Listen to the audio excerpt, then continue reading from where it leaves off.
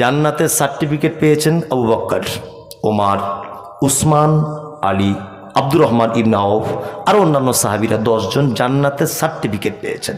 আচ্ছা, এমনি পেয়েছেন? আল্লাহু আকবার! আপনি অবাক হয়ে যাবেন।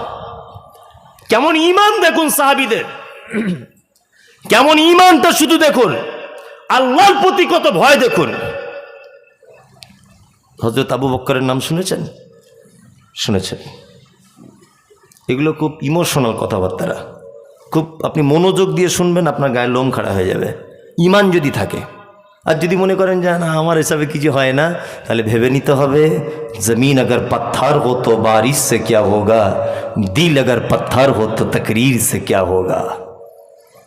আপনার অন্তরটা পাথরে পরিণত হয়েছে, আপনার অন্তর ঈমানের অন্তর নয়। আবু বকরের নাম শুনেছেন নিশ্চয়? আবু বকর, আল্লাহু আকবার। হযরত আবু বকর বলছেন, আসমান থেকে যদি একজন আহ্বানকারী যদি আহ্বান করে বলে যে সারা পৃথিবীতে প্রতিটা মানুষ জান্নাত চলে যাবে, একজন মানুষ জাহান্নাম যাবে, আমি আবু বকর তবু আল্লাহকে এত ভয় করি যে ওই একজনের ভিতরে যদি আমি আবু বকর আমার লিস্টে নামটা চলে আসে। আল্লাহু আকবার। হযরত আবু বকর সিদ্দিক রাদিয়াল্লাহু তাআলা আনহু, তিনি তখন আমিরুল মুমিনিন, খলিফা, মুখ্যমন্ত্রীর কাজ ছিল ফজরের নামাজের পরে নিজের স্ত্রীর সঙ্গে একটু দেখা করতেন। তো হযরত ওমর এটাকে লক্ষ্য করলেন দীর্ঘদিন দিয়ে, যে আবু বকর প্রতিদিন ফজরের নামাজ পড়ে বাড়ি চলে যায়, স্ত্রীর সঙ্গে দেখা করে আবার ওই পাহাড়ি রাস্তা দিয়ে হেঁটে হেঁটে হেঁটে হেঁটে যায়, কারণ কি? তো হযরত ওমর মনে মনে ভাবছেন যে আবু বকরের পিছনে পিছনে আমি যাব, দেখব আবু বকর কি করে। আল্লাহু আকবার। হযরত আবু বকর ফজরের নামাজ পড়ে চলে গেলেন, নিজের স্ত্রীর কাছে দেখা করলেন।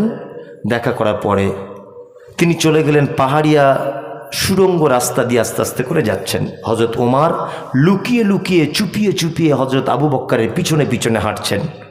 হযরত ওমর এক জায়গায় থমকে দাঁড়িয়ে গেলেন। হযরত আবু বকরকে দেখতে পেলেন মরুভূমির এক প্রান্তে তাঁবু টাঙানো রয়েছে, একটা তাঁবুর ভিতরে ঢুকছেন হযরত আবু বকর সিদ্দিক রাদিয়াল্লাহু তাআলা আনহু। আবু বকর ঢুকলেন। হযরত ওমর অনেকক্ষণ যাবৎ দাঁড়িয়ে আছেন। হযরত ওমর দেখছেন যে আবু বকর যখন বার হচ্ছেন হাতে একটা থলি নিয়ে আছেন, খালি হাতে ঢুকেছেন, হাতে একটা থলি নিয়ে বার হচ্ছেন। হযরত আবু বকর চলে গেলেন অনেক দূর। হযরত ওমর আস্তে আস্তে আস্তে আস্তে করে দৃশ্যটা দেখার জন্য ওই তাঁবুর ভিতরে ঢুকলেন। ঢুকে দেখছেন একজন অন্ধ বৃদ্ধা মহিলা, দুই চোখে দেখতে পায় না, বাড়িতে দুটি বাচ্চা রয়েছে, একটা বকরি রয়েছে বাড়িতে। তো হযরত ওমর বাড়িতে ঢোকার পরে বলছেন, বুড়িমা, আচ্ছা তোমাদের বাড়িতে কে আসে গো প্রতিদিন? বুড়ি তখন বলছেন, তোমারই মতো একজন পথিক, তাকে আমি চিনি না, তাকে জানি না। হযরত ওমর তখন বলছেন, লোকটা এসে কি করে? বুড়ি তখন বলছেন, হে পথিক, তুমি জানতে চাইছো? আমি একজন বিধবা মহিলা, অন্ধ, আমি যে কাপড়ে নোংরা টোংরা করি, লোকটাকে দেখি প্রত্যেক দিন এই কাপড়গুলো পরিষ্কার করে দেয়, আর আমাদের বকরিগুলো দুধগুলো দহন করে দেয়, বাচ্চাগুলো রান্না বান্না করে দেয়, আমাদের ঘর বাড়ি পরিষ্কার করে দেয়, আর এই ছাগলের পেচ্ছাপ পায়খানা নোংরা টোংরা যা হয় ব্যাগে করে পাহাড়ের আর এক দিকে গিয়ে ফেলে দিয়ে চলে আসে। হযরত ওমর কাঁদতে কাঁদতে বলছেন, মা তুমি কি জানো লোকটি কে? তুমি জানো? জানো না? এই লোকটি হচ্ছে মদিনার আমিরুল মুমিনিন, লোকটি মদিনার মুখ্যমন্ত্রী হযরত ওমর ফারুক রাদিয়াল্লাহু তাআলা আনহু। হযরত আবু বকর সিদ্দিক রাদিয়াল্লাহু তাআলা আনহু ফজরের নামাজে পড়ে হযরত ওমর আবু বকরকে জিজ্ঞাসা করে বলছেন, ভাই আবু বকর, কালকে একটা কঠিন দৃশ্য দেখলাম। কেন? আজকে কতদিন যাবত আপনি ওই মহিলাটির সেবা যত্ন করছেন? হযরত আবু বকর তখন বলছেন, ওমর,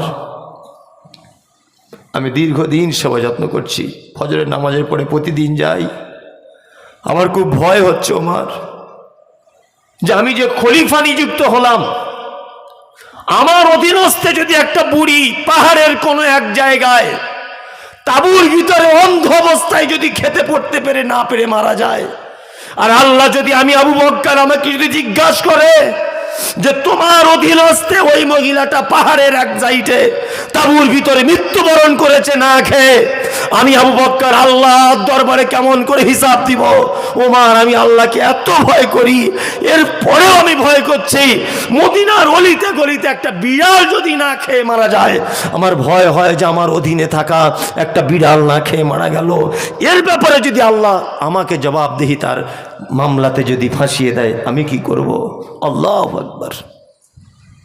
এমনি জান্নাত পাওয়া যাবে না। কেমন চরিত্র দেখুন শুধু।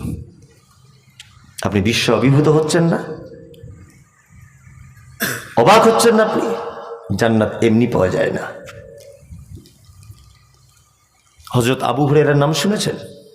শুনেছেন তো? শুনেছেন। আবু হুরায়রা আল্লাহ রাসূল একজন বিখ্যাত সাহাবী ছিলেন। এই ঘটনাটা যদি আপনি শোনেন, আপনি অবাক হয়ে যাবেন। হযরত আবু হুরায়রা, হযরত আবু হুরায়রা ছেড়ে দেবো নাকি? ছেড়ে দেবো? জি না। হযরত আবু হুরায়রা হাদিসের পাতা পাতা উল্টালে আবু হুরায়রা হাদিস বর্ণনা করেনি, হাদিসের এরকম কোনো পাতা নেই। আলেম ওলামারা জানেন, প্রতিটা পাতাতে আবু হুরায়রা।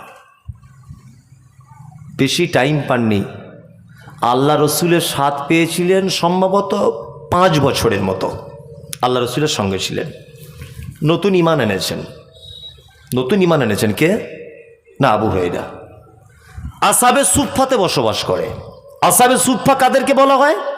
নতুন ঈমান এনে ঘর বাড়ির সমস্ত কিছু ছেড়ে দিয়ে আল্লাহ রসুলের শরণাপন্ন হয়ে যারা রসুলুল্লাহর কাছে এসেছিলেন, আল্লাহ রসুল মসজিদে নববীর পাশে তাদেরকে একটা ঘর তৈরি করে দিয়েছিলেন। এই ঘরটাকে বলা হয় আসহাবে সুফফা। তারা সেখানে কোরআন তেলাওয়াত করত, তারা সেখানে সালাত আদায় করত। কোনো দিন খাওয়া হতো, কোনো দিন হতো না। কেউ হাদিয়া দিয়ে এলে খাওয়া হতো, না গেলে খাওয়া হতো না। আল্লাহু আকবার।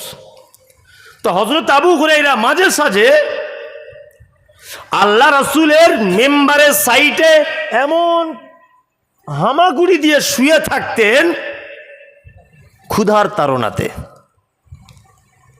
নতুন ঈমান এনেছে তাই। একদিন ক্ষুধা সহ্য হলো না আবু হুরায়রার। এটা একদম সহিহ হাদিস। সহ্য না হওয়ার কারণে তিনি রাস্তায় বেরিয়ে পড়লেন। রাস্তাতে বেরিয়ে পড়লেন, রাস্তাতে শুয়ে আছেন ধুলোবালি মেখে। মনে মনে ভাবছেন, এই রাস্তা দিয়ে যদি কেউ যায় তাকে মনের কথাটা বলবো, আর না হলে সে আমার এই মলিন চেহারাটা দেখে বুঝতে পারবে নিশ্চয়ই আমি কোনো অভাবের মধ্যে রয়েছি। রাস্তা দিয়ে আসছেন আল্লাহ রসুলের বিখ্যাত সাহাবী কে? আবু বকর সিদ্দিক রাদিয়াল্লাহু তাআলা আনহু। আবু হুরায়রাকে এই অবস্থা দেখে আবু বকর থমকে দাঁড়িয়ে গেলেন। দাঁড়িয়ে বলছেন, কি ব্যাপার? আবু হুরায়রার এই অবস্থা। সম্ভ্রান্ত ঘরের ছেলে, আল্লাহর নবীর সাহাবী বলে কথা, জাতা লোক, মুখ ফুটিয়ে বলতে পারছে না যে খুব খিদে লেগেছে, ক্ষুধার তাড়নায় রাস্তাতে শুয়ে আছি। হযরত আবু হুরায়রা একটা অভিনয় করলেন যে আবু বকরকে আমি একটা কোরআনের আয়াত সম্পর্কে জিজ্ঞাসা করি, উনি তাহলে আমার সঙ্গে একটু কথা বলবেন, আর আমার কথা ক্ষুধার্ত মানুষের কথা বা তার ব্যবহার দেখলে অনেকটা বোঝা যায়। উনি আমার চোখ মুখ দেখলে আঁচ করতে পারবেন যে আমি ক্ষুধার্ত। হযরত আবু হুরায়রা বলছেন যে আচ্ছা, কোরআনের এই আয়াতের ব্যাপারে আমাকে একটু বলুন তো। হযরত আবু বকর বলে দেওয়ার পরে তিনি চলতে শুরু করলেন। আবু হুরায়রা মন খুব খারাপ যে তাহলে আবু বকর মনে হয়, আবু হুরায়রা বলছেন তাহলে আবু বকর মনে হয় আমাকে ব্যাপারটা বুঝতে পারেনি। এবারে দ্বিতীয়বার আসছেন ওই রাস্তা দিয়ে হেঁটে ওমরে ফারুক রাদিয়াল্লাহু তাআলা আনহু। হযরত ওমর বলছেন, কি অবস্থা? আবু হুরায়রা বলছেন, কোরআনের এই আয়াত সম্পর্কে একটু বলে দিন তো। ওমর কোরআনের আয়াত বলে দিয়ে আবার চলে গেলেন। আল্লাহু আকবার। আলহামদুলিল্লাহ। দুজনের কাছে আবু হুরায়রা খাবার কিছু পেলেন না এবং ব্যাপারটা বোঝার চেষ্টাই করলেন না। এরপরে ওই রাস্তা দিয়ে হেঁটে আসছেন আমার আপনার নবী মুহাম্মদ সাল্লাল্লাহু আলাইহি ওয়াসাল্লাম। আল্লাহু আকবার। আবু হুরায়রার দিকে মুচকে হাসছেন আল্লাহ রাসূল, মুচকে হাসছেন।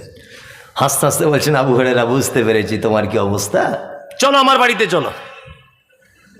তা হযরত আবু হুরায়রা বলছেন, আল্লাহর নবী আগে আগে হাঁটছেন, আমি পিছনে পিছনে হাঁটছি। আল্লাহ রাসূল বাড়ির ভিতরে ঢুকে গেলেন, আমি বাইরে দাঁড়িয়ে আছি। আল্লাহ রাসূলকে দেখলাম এক পিয়ালা দুধ নিয়ে এসেছে, দুধ, এক পিয়ালা দুধ নিয়ে এসেছে। এসে আমাকে বলছেন, আবু হুরায়রা, আল্লাহু আকবার, দেখো বরকতি খানা, এক পেয়ালা দুধ। তা আবু হুরায়রা মনে মনে ভাবছে, দুধ তো আমার এক পেটের কোনায় লাগবে না, আজকে 2-3 দিন আমারই খাওয়া হয়নি। আল্লাহ রাসূল তখন বলছেন, আবু হুরায়রা যাও, আসহাবে সুফফাতে আরো যত লোক আছে সমস্ত লোকদেরকে ডেকে আনো, আজকে মারহাবা দুধ পান করানো হবে। আবু হুরায়রার মন খুব খারাপ, এক পিয়ালা দুধ আমি খাবো, আবার আল্লাহ রসুল খাবেন, আবার আসহাবে সুফফা প্রায় 550 জন সাহাবী আছে, 550 জন সাহাবী, এত দুধ, এইটুকু দুধ হয় নাকি? মনে মনে ভাবছেন। কিন্তু রাসূলুল্লাহ বলেছেন ডাকতে যেতে, একবারও না চিন্তা ভাবনা করে আসহাবে সুফফার সমস্ত সাহাবীদেরকে ডেকে আনা হলো। আল্লাহ রসুল আবু হুরায়রার হাতে পিয়ালা তুলে দিয়ে বললেন, সবাইকে এক ধার থেকে পান করাও। পান করানো হলো। আল্লাহ রসুল আবু হুরায়রা একজনাকে পান করাচ্ছেন, সে পান করেছে, ভাবছে মনে হয় আর আমার জুটলো না। আর একজনকে পান করাচ্ছে, মনে মনে ভাবছে আমার মনে হয় আর জুটবে না। আর একজনকে পান করাচ্ছে, মনে হচ্ছে আমার আর জুটবে না। 550 সাহাবীদেরকে পান করানো হলো। আল্লাহর নবী নিজে পান করলেন। এইবার আল্লাহর নবী আবু হুরায়রার দৃশ্যটা দেখতে পেলেন, যে বুঝতে পারছেন যে মনে মনে কিছু ভাবছে। পিয়ালাটা হাতে তুলে দিয়ে বলছে, আবু হুরায়রা চলো পান করো। আবু হুরায়রা পান করলেন, পিয়ালা রেখে দিলেন। আল্লাহ নবী আবার বলছেন, আবু হুরায়রা আবার পান করো। আবু হুরায়রা বলছেন, আবার পান করলাম, রেখে দিলাম। আল্লাহ রসুল বলছেন, আবু হুরায়রা আরো পান করো। আবু হুরায়রা বলছে, আল্লাহ রসুল আর জায়গাই নাই পেটে। দুধ কতটা? এক পিয়ালা। আল্লাহু আকবার। দুধ কতটা? 550 মানুষ আনুমানিক পান করেছে, দুধ কমেনি। জান্নাত এমনি যাওয়া যাবে না, পেটে ক্ষুধার জ্বালায় রাস্তাতে এসে পাগলের ন্যায় শুয়ে আছে, খেতে পাচ্ছে না। তুমি বলছো নামাজ পড়তে পড়তে ইহদিনাস সিরাতাল মুস্তাকিম, আল্লাহ সহজ পথ দেখাও। যথেষ্ট রুজি রুটির ব্যবস্থা থাকার পরেও আল্লাহর প্রতি এত বিশ্বাস আপনার হারিয়ে গেছে যে আপনি বাড়িতে বসে আছেন, আপনার বউকে পাঠাচ্ছেন বন্ধনের লোন করতে, খেতে পাবো না তাছাড়া। হচ্ছে কি হচ্ছে না আমাদের গ্রামগঞ্জে? আল্লাহু আকবার। আর সাহাবীরা খেতে না পেয়ে রাস্তাতে লুটোপুটি করছে। আগেই আপনাকে বলেছি, সেই সাহাবীদের মতো ঈমান আমাদের নাই। ইয়্যাকা না'বুদু ওয়া ইয়্যাকা নাস্তাঈন ইহদিনাস সিরাতাল মুস্তাকিম সিরাতাল্লাযীনা আন'আমতা আলাইহিম। লাস্ট আপনাকে আর একটা হাদিসের অংশ বলে আমি বক্তব্য শেষের দিকে আনছি। একটা, একটু ধৈর্য ধরে শুনুন তো, আপনি মনোযোগ সহকারে শুনুন তো। আচ্ছা, আমরা যারা বসে আছি আপনাদের কাছে খুব অনুরোধ, আপনারা একটু আল্লাহর হয়ে যান তো, ইনশাল্লাহ ইনশাল্লাহ একটু আল্লাহর হয়ে যান। দেখুন অনেক তো বয়স হলো, একটু আল্লাহর হয়ে যান না। আপনি যদি আল্লাহর হয়ে যান না, দেখবেন আল্লাহর তরফ থেকে আপনার উপরে সহযোগিতা আসবে। দেখুন এমনিতে প্রাইজ পাওয়া যায়নি, প্রাইজ এমনি পাওয়া গেছে যায়নি। আল্লাহ নবী সাল্লাল্লাহু আলাইহি ওয়াসাল্লাম 3 হিজরিতে উহুদের যুদ্ধ করেছিলেন। কত হিজরিতে? 3 হিজরিতে। তা উহুদের যুদ্ধ হয়েছে 3 হিজরিতে। তা 70 জন সাহাবী উহুদের যুদ্ধতে শহীদ হয়েছিল, এটা আপনারা জানেন। 70 জন। বক্তব্য সব এতক্ষণ পর্যন্ত যা বলেছি সব যদি ভুলে যান, খুব অনুরোধ করে আপনার কাছে বিনীত অনুরোধ, আপনি এই কথাটা একদম ভুলবেন না। মরা মানুষের মতো বসুন, এইটা শুনুন, আমি কি বলতে চাইছি বুঝে তবে উঠবেন। 1, 70 জন সাহাবী শহীদ হয়েছে। কতজন? 70 জন উহুদের যুদ্ধে। লাশগুলোকে এক জায়গায় করা হলো, এক জায়গায়। আল্লাহ নবী সাল্লাল্লাহু আলাইহি ওয়াসাল্লাম লাশগুলোকে গুনছেন, 1 2 3 4 5 6 গুনছেন। গুনতে গুনতে দেখছেন 68টা লাশ, আর 2টো লাশ নেই। 2টো লাশ কে না? একজন হচ্ছে আল্লাহ রসুলের চাচা, তার নাম হামজা রাদিয়াল্লাহু তাআলা আনহু, আর একজন হানজালা রাদিয়াল্লাহু তাআলা আনহু। 2টো লাশ খুঁজে পাওয়া যাচ্ছে না। আল্লাহ নবী সাহাবীদেরকে বললেন, যাও যাও লাশগুলো খুঁজে আনো। লাশ খুঁজতে সাহাবীরা চলে গেছে। আল্লাহর নবী এই লাশের কাছে দাঁড়িয়ে আছে, 68 জন লাশের কাছে। এই মুহূর্তে একজন মহিলা এসেছে, পর্দাশীল মহিলা, জেহাদের মাঠে, উহুদের প্রান্তরে। আল্লাহ রসুলকে এসে বলছেন, আল্লাহ রসুল, আপনি আমাকে চিনতে পারছেন? আল্লাহ রসুল বলছেন, না, তোমাকে আমি চিনতে পারছি না। কে তুমি? তখন মহিলা বলছেন, আল্লাহ নবী, আপনি গতকাল বিকালবেলাতে কারুর বিবাহ পড়িয়েছিলেন? তখন আল্লাহ রসুল বলছেন, হ্যাঁ, আমি হানজালার বিবাহ পড়িয়েছি। তখন মহিলাটা নিজের পর্দা থেকে হাতটা খুলে দিয়ে বলছেন, আল্লাহ রসুল, আমি সেই হানজালার স্ত্রী যার বিবাহ আপনি গতকাল বিকালে পড়িয়েছেন। আমার হাতের মেহেন্দিগুলো এখনো শুকায়নি, তরতাজা। আল্লাহ নবী, আমার স্বামী কি বেঁচে আছে? বিশ্ব নবী তখন কাঁদো কাঁদো কণ্ঠে বলছেন, মা, 70 জন সাহাবীর ভিতরে 68টা লাশ পাওয়া গেছে, 2 জনকে পাওয়া যাচ্ছে না। তার মধ্যে তোমার স্বামী একজন, আর আমার চাচা হামজা একজন। মহিলা তখন বলছেন, আল্লাহ নবী, আমার স্বামী বেঁচে আছে না মারা গেছে এতটুকু আপনার কাছে আমি জিজ্ঞাসা করতে আসিনি। আমি আপনার কাছে এসেছি একটা কারণে। আমার স্বামী রাতের বেলাতে, আপনি বিকাল বেলাতে বিবাহ পড়িয়েছেন, রাতে এক জায়গায় শুয়েছি, স্বামী স্ত্রী মিলন হয়েছে, গভীর রাত্রে আপনি জেহাদের ডাক দিয়েছেন। আমার স্বামী কোন বিছানাতে শুয়ে আছে, কার গলা ধরে শুয়ে আছে, কোন দিকে দরজা জানালা দেখার কিছুই চিন্তা করেনি। আপনি ডেকেছেন, তাড়াতাড়ি করে উঠে ঝাঁপ দিয়ে নেমেছে। যাবার সময়তে আমার কপাল একটা চুমু দিয়ে বলে গেছে, বিবি, যদি বেঁচে থাকি তুমি আমার দুনিয়ার স্ত্রী, আর যদি মারা যায় তুমি আমার আখেরাতের স্ত্রী। আল্লাহ নবী, আমি সব থেকে বড় ভাগ্যবান যে আমি একজন জান্নাতি সাহাবীর আখেরাতের স্ত্রী।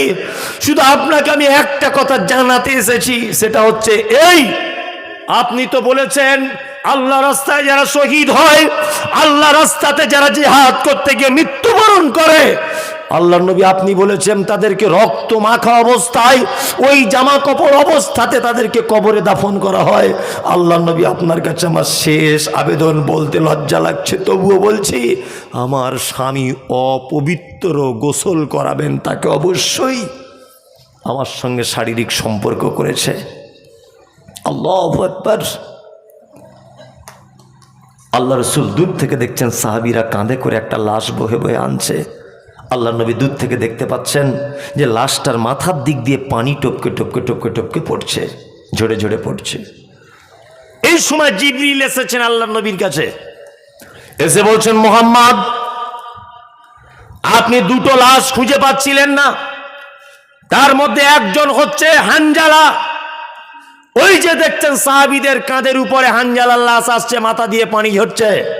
হানজালার শহীদ আল্লাহ এত খুশি হয়েছে, হানজালার মৃত্যুতে আল্লাহ এত খুশি হয়েছে, লাশ তার চুরি হয়েও যায়নি, হারিয়েও যায়নি।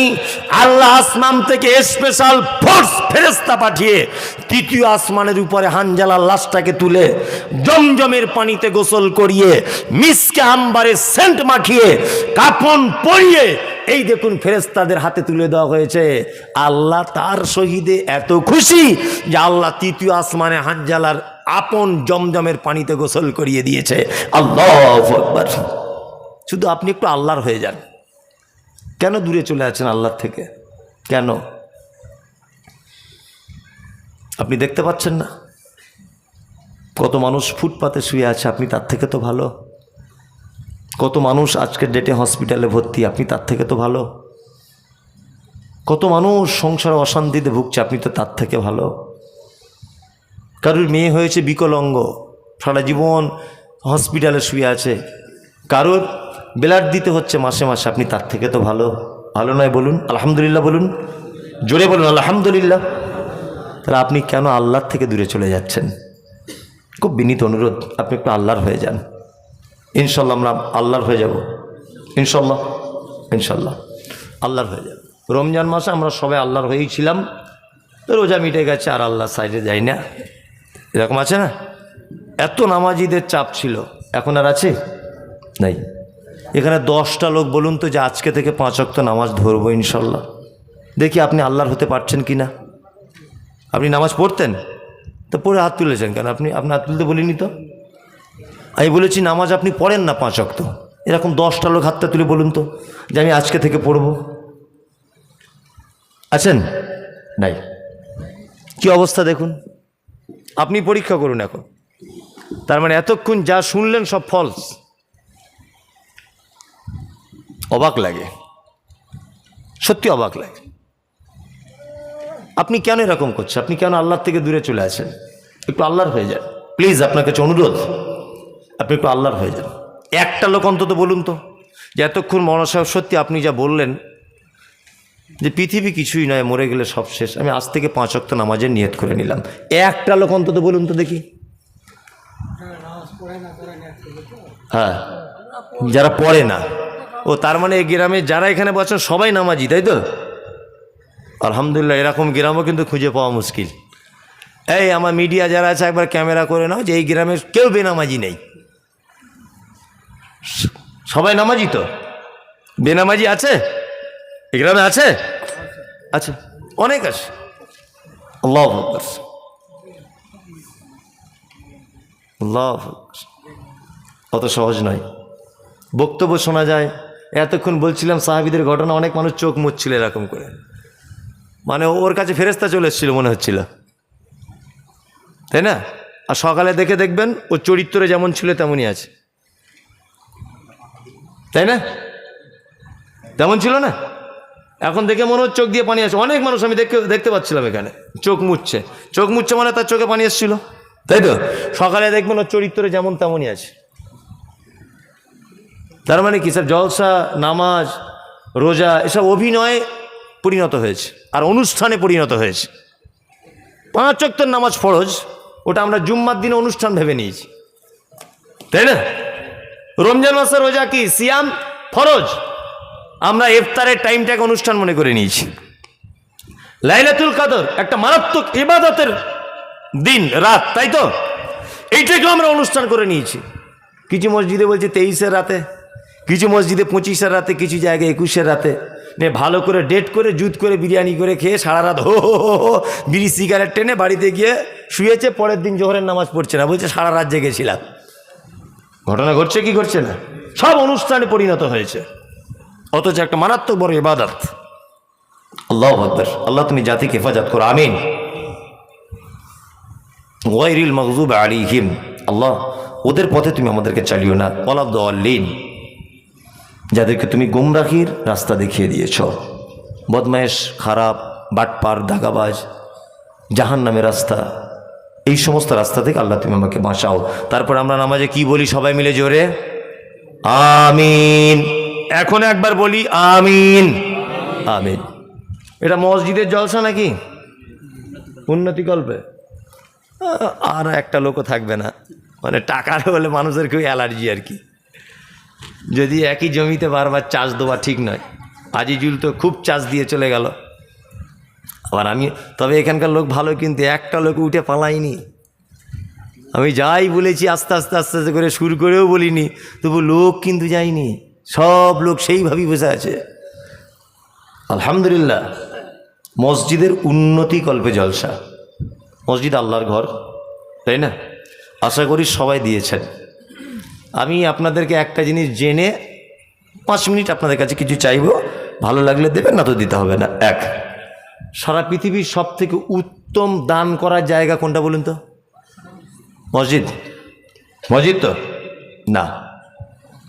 আল্লাহ সুবহানাহু ওয়া তাআলা পবিত্র আল কোরআনে বলছেন, ইয়াসআলুনাকা মাযা ইনফিকুন কুল মা আনফাকতুম মিন খায়রিন ফালিল ওয়ালিদাইন ওয়াল আকরাবিন ওয়াল ইয়াতামা ওয়াল মাসাকিন ওয়াবনিস সাবিল ওয়া মা তাফআলু মিন খায়রিন ফাইন্নাল্লাহা বিহি আলিম।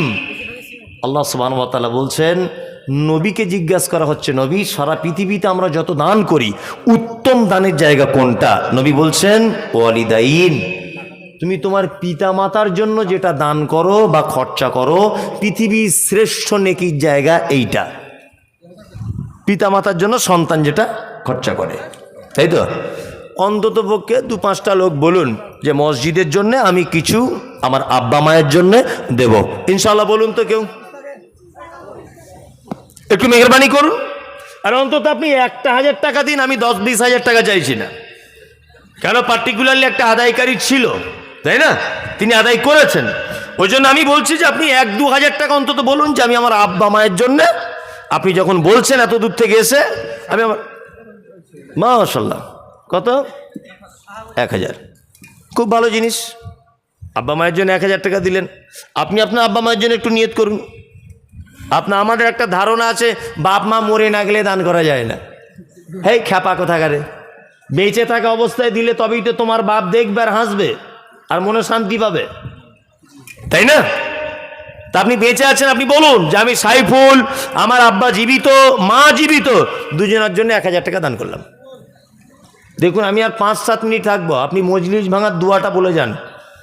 তাছাড়া এতক্ষণ যা নেকি পেলেন সব নেকি বাতিল হয়ে যাবে আল্লাহর নবীর ভাষা অনুযায়ী, এটা মাথায় রাখিয়েন। কিন্তু আমি আর খুব জোর হলে 5 থেকে 7 মিনিট মজলিস ভাঙার দোয়া বলে উঠবেন। আল্লাহ নবীর হাদিস হচ্ছে এই যে মজলিস ভাঙার দোয়া বলে কোনো মসজিদ থেকে উঠলে ও এতক্ষণ যে নেকিটা পেল ওটাকে সিল দিয়ে গালাই করে দেওয়া হলো, নেকি আর কোনোদিন খারাপ হবে না।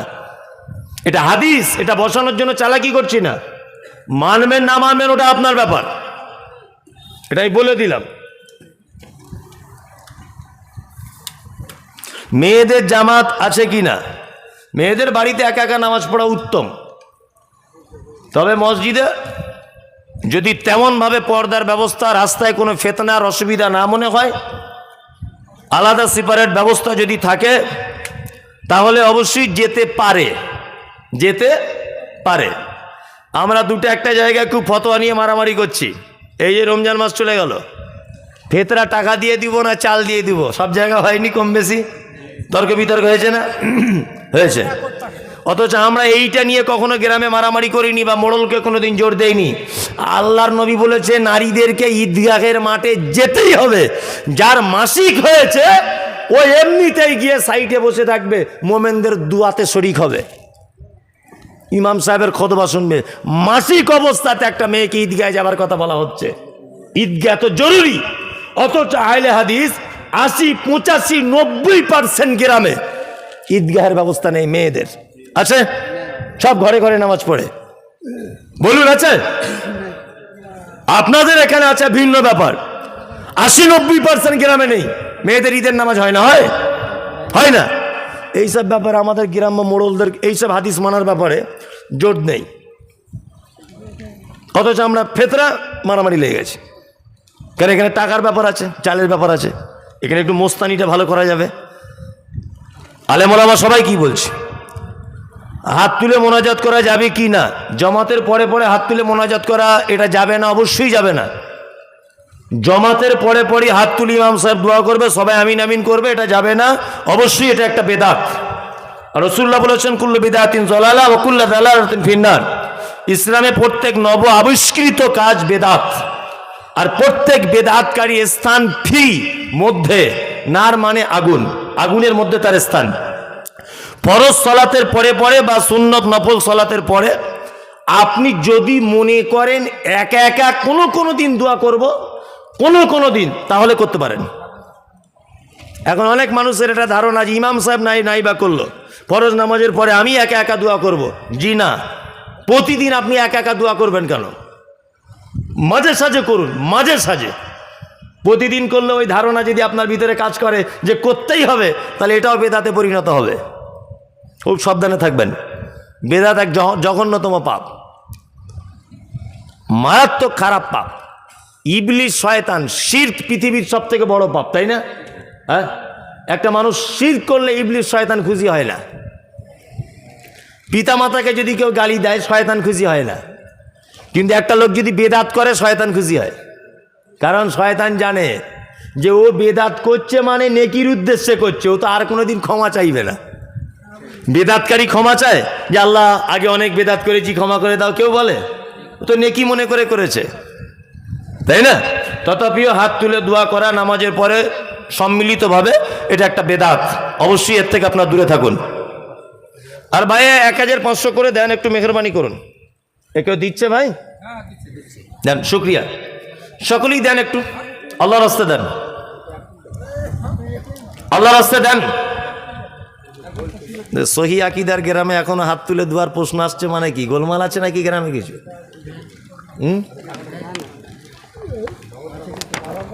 জি জি দেন। আর কেউ আসেন ভাই? কেউ দিবেন? আরে 100-200 যার কাছে, যে একটু হেল্প করুন, মেহরবানি করুন। না কোনো গজল ফজল বলবো না।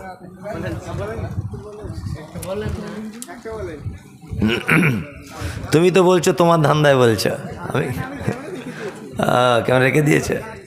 মাশাআল্লাহ, আমি ভাবছি আজ তোমার ক্যামেরা চলছে। মাশাআল্লাহ, ভালো। দেন সবাই দেন, একটু মেহরবানি করুন। আদেশ করিল আল্লাহ পবিত্র কোরআনে, আর বিবাহ করিতে যত আদম সন্তানের। আদেশ করিল আল্লাহ পবিত্র কোরআনে, বিবাহ করিতে যত আদম সন্তানের। কোরআনে আদেশে আল্লাহ যদি না করিত, মানুষের বংশ সব ধ্বংস হয়ে যেত। কিন্তু হয় বর্তমানে হতেছে এমন, বেটির বিয়েতে বেটার বাপ নিচ্ছে কত পণ। কেহ সোনা দানা নিচ্ছে, কেহ টাকা করি, কেহ জমি জায়গা নিচ্ছে, কেহ নিচ্ছে বাড়ি। আবার কত বাপজি বলে নিব না কোপন, বেটা বেটি সাজিয়ে দিকি বিয়াই আপন। টাকার বেলায় সাধু সাজে, জমির বেলায় চোর। বর্তমানে বেটার বাপ এমনি হারামখোর। চোর লোকে চুরি করে অন্ধকারে হলে, বেটার বাপ করে চুরি দিনের উজ্জ্বলে। হাইরে বেটার বাপ তুমি এমনি লোভী হলে, টাকার বদলে বেটা বিক্রি করিলে। আবার কত বাপজি বলে নিব না কোপন, বেটা বেটি সাজিয়ে দিকি বিয়াই আপন। টাকার বেলায় সাধু সাজে, জমির বেলায় চোর। বর্তমানে বেটার বাপ এমনি হারামখোর। চোর লোকে চুরি করে অন্ধকারে হলে, বেটার বাপ করে চুরি দিনের উজ্জ্বলে। হাইরে বেটার বাপ তুমি এমনি লোভী হলে, টাকার বদলে বেটা বিক্রি করিলে। বহরমপুর হাটে শনি বিক্রি হয় পাঁঠা, পাঁঠার মতো বিক্রি করো তোমরা নিজের বেটা। হাইরে বেটার বাপ তুমি এমনি লোভী হলে, পাঁঠার মতো বেটা বিক্রি করিলে। তোর জন্য কত নারী বিষ পান করে, কত নারী গলায় দড়ি দিয়ে ঝুলে পড়ে। এর জন্য কে বা দায়ী জানো বেটার বাপ? শত শত বেটির বাপরা দিচ্ছে অভিশাপ। রাগ করো না বলছি আমি, শোনো দিয়া মন, কেমন এতে মদের ঘরে নারীর আগমন। যতই করো নামাজ রোজা দেখাও পরহেজগারি, বাজারেতে কিনলে শাড়ি সঙ্গে পাবো নারী। আসল নারী মা হাওয়া এলো দুনিয়াতে, ওই নারী হতে এত নারী হিসাবকে বা রাখে। বর্তমানে দেখি শুধু নারীর আমদানি, আর নারীর ফটোয় ব্যবসা চালায় হাজারো দোকানি। মৌলভী মাওলানার হাজি গাজী ভাই, বর্তমানে নারীর হাতে বাঁচার উপায় নাই। রেডিও টেলিভিশন আর সিনেমা হলে দলে দলে যাচ্ছে পুরুষ নারী আছে বলে। দেশলাইটা হাতে নিয়ে ঠকতে যাব কাঠি, ঠোকার আগে তার উপরে আছে নারীর পাটি। নববর্ষের দিনে দেখো হাজার দোকানদার নারী মার্কা ফটো দিয়ে দিচ্ছে ক্যালেন্ডার, বাজারেতে চা বিস্কুট আনবে সবাই কিনে, সেটাই দেখো নারীর ফটো বিস্কুটের ওই টিনে, আলকাতরা টিনে দেখো নারীর ফটো আছে, বেশি দামে আলকাতরা বিক্রি হবে বলে নিজের টাকায় সাবান কিনে ময়লা দূর করে, ময়লা দূর যেমন তেমন নারীর প্যারে পরে। ইফকো কিন বাজারেতে চা বিস্কুট আনবে সবাই কিনে, সেটাই দেখো নারীর ফটো বিস্কুটের ওই টিনে, আলকাতরা টিনে দেখো নারীর ফটো আছে, বেশি দামে আলকাতরা বিক্রি হবে বলে পানের সঙ্গে জর্দা খাবে 300 পাতির কোটো, পানের সঙ্গে জর্দা খাবে 300 পাতির কোটো, সেটাই দেখো বাদানাইক আছে নারীর ফটো। ইফকো কিনুন পটাশ কিনুন রাসায়নিক সার, তার বস্তার উপর দেখতে পাবে নারীর পিকচার, সাইকেলের ওই সামনের চাকায় মার্কেটের ওই নিচে, সাইকেলের ওই সামনের চাকায় মার্কেটের ওই নিচে, সেটাই দেখো বাদানাইক নারীর ফটো আছে। তোর বউকে যায় না দেখা যায় না রাস্তাঘাটে, ওই বউকে দেখবে সবাই ভোটের তালিকাতে। শুক্রিয়া। পণ যারা নিয়েছে ঘুরে দিবে, ভালো জিনিস তো ঘুরে দিবে। শুক্রিয়া শুক্রিয়া। বিবাহতে যারা পণ নিয়েছে ফেরত দিবে বলছে, আলহামদুলিল্লাহ, ফেরত দিয়ে দেন। হ্যাঁ, ফেরত দিয়ে দেন। যাদের আল্লাহ ক্ষমতা এখন দিয়ে দিয়েছে, এখনও যদি বাঁচতে চান ফেরত দিয়ে দেন। ইসলামে এরকম কোনো পদ্ধতি নেই যে বিবাহের অনুষ্ঠানে মেয়ের বাপের তরফ থেকে 1 টাকাও খরচা হবে, এরকম কোনো জায়গা নেই। কিন্তু ছেলের বাপ খরচা করতে বাধ্য, অলিমা করতে হবে, তাই না? ওকে মোহর দিতে হবে, তাই না? ছেলের বাপের খরচা বেশি। কিন্তু এখন হিতে বিপরীত হয়েছে। এখন আর একটা জিনিস হওয়ার ব্যাপার আছে, কেউ কিছু না চাইলে আবার বেটির বাপ বলছে নিশ্চয়ই কোনো দোষ আছে, এটাও একটা ব্যাপার, তাই না? সবাই চাইছে, ও কেন চায় না? এত ধনী লোকের বেটা, এরকমও কিছু মানুষ বলছে। তার মানে পণ নেওয়ার পক্ষে, হ্যাঁ, পণ নেওয়ার পিছনে নারী পুরুষ উভয় গার্জেনেরই কম বেশি দোষ রয়েছে, তাই না? একদম। একজন দিয়েছেন কিছু টাকা, আল্লাহ কবুল করে নাও। আল্লাহুম্মা সাল্লি আলাইহি আল্লাহুম্মা বারিক আলাইহি। বলুন বলুন, একটু মেহেরবানি করুন। আসেন ভাই, কেউ আসেন, ছেড়ে দিই তাহলে। তাহলে মজলিস ভাঙার দোয়া বলে দিই নাকি ভাই? ইমাম সাহেব কি বলছেন? এ তো এখন রাত্রে 1টা বাজতে গেল। মজলিস ভাঙার দোয়া বলে দিই, যারা পারবেন একটু দিয়ে যান। সুবহানাক আল্লাহুম্মা ওয়া বিহামদিকা আশহাদু আল্লা ইলাহা ইল্লা আনতা আস্তাগফিরুকা ওয়া আতুবু ইলাইক। কেন এই দোয়া না বলে চলে গেলে আমি আল্লাহর কিয়ামতের মাঠে দায়ী হয়ে যাব। যে একটা মানুষ এতক্ষণ শুনলো, অথচ আমি বলতে দেরি করলাম, সে অসহ্য হয়ে চলে গেল। জি, কেউ কত দিল? এবার বলছি, যার কাছে যা আছে কিছু দেন, আল্লাহর ঘরে কাজ হবে। সবাই দেন, অংশগ্রহণ করুন সবাই। জি, সবাই একটু অংশগ্রহণ করুন। আলহামদুলিল্লাহ।